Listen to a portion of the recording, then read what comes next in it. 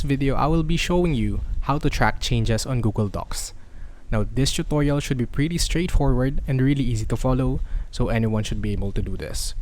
Now, don't worry if you are not familiar with the Google Docs interface, because I will be here to show you step by step on how to do this thing. Now, let's get started. Please ensure that the Google Chrome that you are using is completely up to date, so we will not encounter any errors along the way. Now, as you can see, I'm currently on a Google Docs file, and I have here a text that says click the like button. But what if I would like to see the version history? Like, this is the current version, but what if I would like to see how it looked like before this?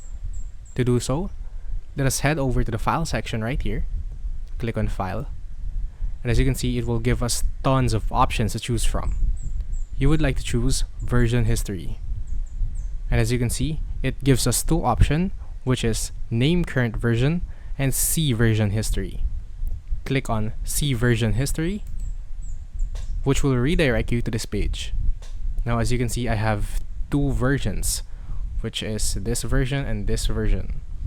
Now, I would like to choose this current version, and as you can see, I have an arrow here which says expand detailed versions. Click on this arrow,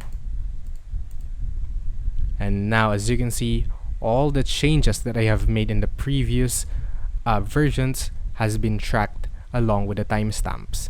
So as you can see right here, this is the previous version. We have tons of different version history right here, and as simple as that, you can track your changes on Google Docs.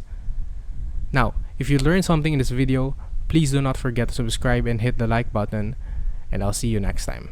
Thank you for watching.